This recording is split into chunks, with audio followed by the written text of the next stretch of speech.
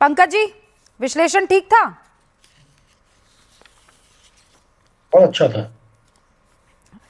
आपको लगता है कि ये जो आज प्रधानमंत्री नरेंद्र मोदी ने कहा है कि समीक्षा बहुत जरूरी है, कड़वा हो सकता है टॉनिक, कड़वी हो सकती है दवा, लेकिन उससे इलाज ही होता है, कांग्रेस को इससे सीखना चाहिए?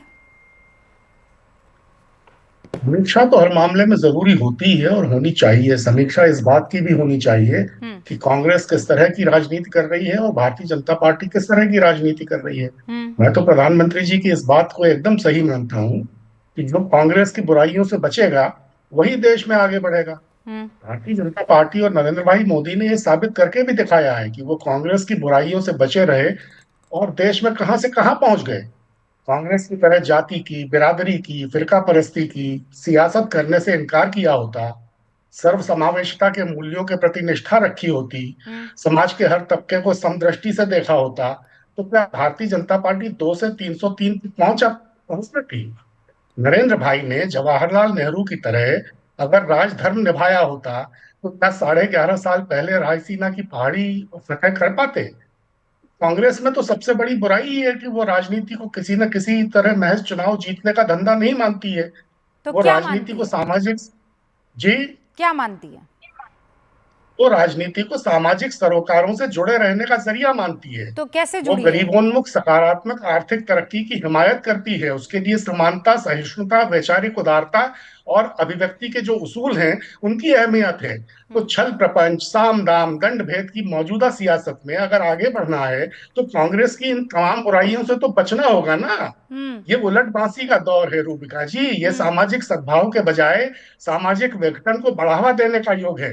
ये मतलब पता नहीं वंचितों क्यों के पंकज जीवन जी, स्तर को मुझे सुधारने के अचानक कदम उठाने के बजाय देश के पंकज जी, सारे मुझे संसाधन अचानक इस बात का चंद एहसास होने धन लगा पशुओं कि की झोली में डाल देने का समय है। मैं 9वीं क्लास की अध्यापिका हूं और मैंने बच्चों से कहा है कि आपको जो है कुछ लाइनें लिख कर लानी है कि सामाजिक जो हाँ सुलेख सुलेख सुलेख और वो सुलेख जो है पंकज जी, आपने वो सुलेख हमको सुना दिया। मुझे ऐसा लगा, मैं बहुत प्रैक्टिकलिटी सुना पर दिया क्योंकि ये जनतंत्र की जड़ों में फिर मट्ठा वापस डालने वही का बात जो होगी। शासन काल है उस पर पंकज जी, आपकी निगाह नहीं जा रही है। पंकज जी, मेरी ये निगाह की बात संवैधानिक नहीं है। पंकज संस्थाओं जी को सुनिए पेड़ियों ना में प्लीज। जकड़ने का जमाना है। भाई पंकज जी, मेरी तो बात ऐसे सुनिए। में आप ये हमेशा यही दिक्कत होती है, जनता बेवकूफ नहीं है, जनता जानती है, जनता की नब्ज को आपको टटोलना है।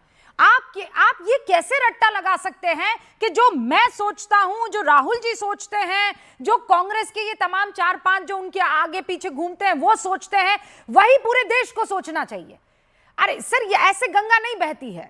आप उल्टी गंगा बहाने की कोशिश कर रहे हैं जो नहीं चलेगा। आप इस बात को जानते बहुत अच्छे से, बखूबी जानते हैं, लेकिन मानने को तैयार नहीं है। अजय आलोक यहां पर मौजूद है। अजय जी, फिर मामला वहीं आ जाता है कि हम तो सामाजिक समरसता लाने की कोशिश कर रहे हैं, लोकतंत्र की बहाली के लिए काम कर रहे हैं। हम चुनाव जीतने के लिए काम नहीं कर रहे हैं। चुनाव जीतने की मशीन आप लोग बने हुए हैं और वो मशीन आपने कब्जे में की हुई है, इसीलिए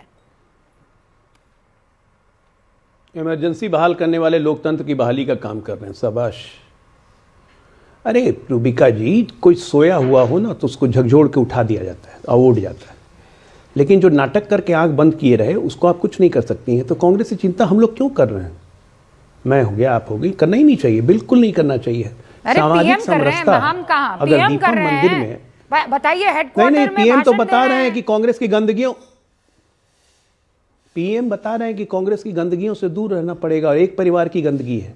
वो ये बता रहे हैं कि एक परिवार ने कांग्रेस जैसी पार्टी को ऐसा कैप्चर किया कि कांग्रेस नाम की पार्टी का अब भविष्य और अस्तित्व खतरे में है। लेकिन परिवार ना पार्टी को छोड़ने को तैयार है, ना परिवार के चमचे गैंडियों को छोड़ने को तैयार है। दिक्कत ये है। पंकज जी कह रहे थे सामाजिक समरसता। हाँ। दीपम मंदिर में दिया जलाने से अगर सामाजिक समरसता बढ़ती है, मुसलमानों को अपीस करने से, हमें नहीं चाहिए ऐसी सामाजिक समरसता। सोमनाथ मंदिर के लुटेरों के साथ खड़े होकर मोहम्मद गजनी का गुणगान करने वाले, औरंगजेब का गुणगान करने वाले लोग अगर सामाजिक समरसता चाहते हैं, नहीं करनी हमें सामाजिक समरसता। भगवान राम पे उंगली उठा के, भगवान राम के अस्तित्व पे सवाल उठाने वालों अगर सामाजिक समरसता की बात करते हैं, हमें नहीं चाहिए सामाजिक समरसता। पश्चिम बंगाल के मुर्शिदाबाद में चिकन नेक में हिंदुओं को जब काटा गया तो हिंदुओं के साथ खड़े होने की जगह मुसलमान भाईजानों के साथ खड़े, बांग्लादेशी के साथ खड़े लोगों के साथ इस देश का हिंदुस्तानी सामाजिक समरसता नहीं करेगा। तो फिर क्या करेगा?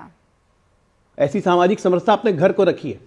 हम घुसपैठियों को निकाल के बाहर करेंगे और उस घुसपैठियों के नाम पे सामाजिक समरसता वालों को एक्सपोज करेंगे। ये है इनका सामाजिक समरसता। मतलब आप ये कांग्रेस मुसलमान है, मुसलमान कांग्रेस है, ये कहने वाले सामाजिक समरसता की बात कर रहे हैं। पंकज जी 30 सेकंड में सूडो जवाब। सेकुलर, तो सेकुलर शब्द ही खराब है।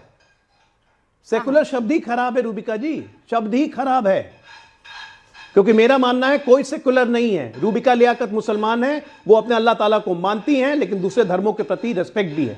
मैं हिंदू हूं, मैं अपने भगवानों को मानता हूं, दूसरे धर्मों के प्रति रिस्पेक्ट भी है। सेकुलर का ये मतलब नहीं हुआ कि अपने धर्म को हम किसी पर लाद दें, जो कि हो रहा है। और ये कांग्रेस इसमें मदद करती है, ये कांग्रेस इसमें मदद करती है दूसरे को धर्म को लादने में।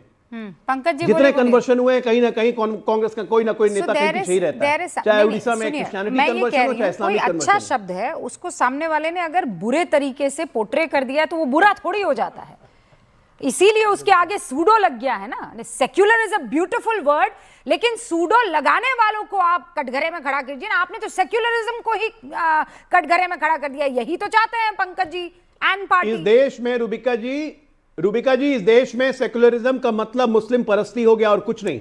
और अगर आप हिंदू की बात कीजिएगा तो वो कम्युनलिज्म हो उससे गया। शब्द थोड़ी मतलब बदल खराब हो दिया गया जाता ना। है। अरे भाई उससे शब्द थोड़ी खराब हो जाता है। Secularism is a beautiful word, is a very powerful word, लेकिन जाके जेनजी से पूछिए सेक्युलरिज्म मतलब सीधे कहेंगे मुसलमान परस्ती। अरे भाई वो तो यहाँ कुछ लोगों ने किया है ना अजय आलोक जी, इसका मतलब ये थोड़ी है।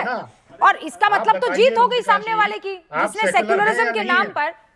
सेकुलरिज्म को बरतने वाले लोग खराब हैं, ये नहीं है कि, और सिर्फ यहीं की बात कर रहे हैं अजय आलोक। सेकुलरिज्म को जो बरत रहे हैं आज़ादी के बाद से पिछले 75-76 वर्षों से, सेकुलरिज्म के नाम पर मुसलमानों का अपीजमेंट करने का जो प्रकल्प शुरू हुआ, उसकी वजह से इस शब्द को लेकर एक अजीब सी हिकारत सी पैदा हो गई कि जैसा रूबिका जी ने कहा सूडो शब्द लगा दिया उसके आगे, क्योंकि उसको बरतने वाले लोगों ने निरंतर एक ही समुदाय के लोगों का न सिर्फ उसका तुष्टीकरण किया बल्कि उनको पैम्पर करते रहे। और जब नरेंद्र मोदी आए और उन्होंने उसी पैम्पर को समानता की तरफ मोड़ा तो नरेंद्र मोदी सांप्रदायिक हो गए, क्योंकि वो सेकुलरिज्म नरेंद्र मोदी को मंजूर नहीं था जिसमें देश के एक आबादी को पैम्पर किया जा रहा था। उन्होंने सारी आबादी के लिए समान विचार की बात की तो वो सांप्रदायिक हो गए, सामाजिक समरसता से दूर हो गए।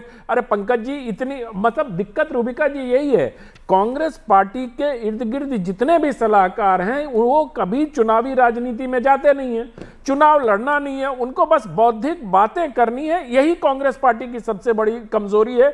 और मुझे लगता है कि जिस चीज के लिए लड़ रही थी कांग्रेस वो तो सबका सब जो है वारिस पठान के दर पर पहुंच चुका है। अरे मैं तो सामाजिक समरसता की बात कर रहा हूं, 10 सेकंड दीजिए मुझे।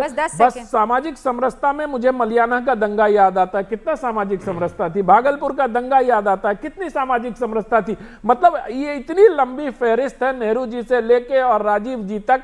84 में कितनी सामाजिक समरसता कांग्रेस पार्टी ने बनाई जब उसके शीर्ष नेतृत्व ने कहा कि एक बड़ा पेड़ हिलता है तो बाकी तो घास फूस ऐसे जाते ही सामाजिक समरसता का। Okay Pankaj ji 5 second 10 second याद आती है कि नहीं? अहमदाबाद का जेनोसाइड याद आता है कि नहीं?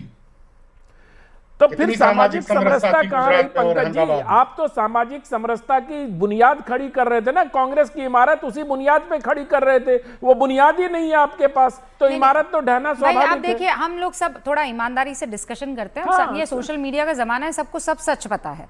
ये जो सामाजिक समरसता की चादर ओढ़ के जिस वोट बैंक को लगातार सींचा जा रहा था, पाला पोसा जा रहा था, वो वोट बैंक तो वो देखिए वो बैठे हैं सफेद कुर्सी पर, वारिस पठान लेकर चले गए हैं। वो वारिस पठान जहां पार्टी खड़ी कर दी वहां चुनाव जीत रहे।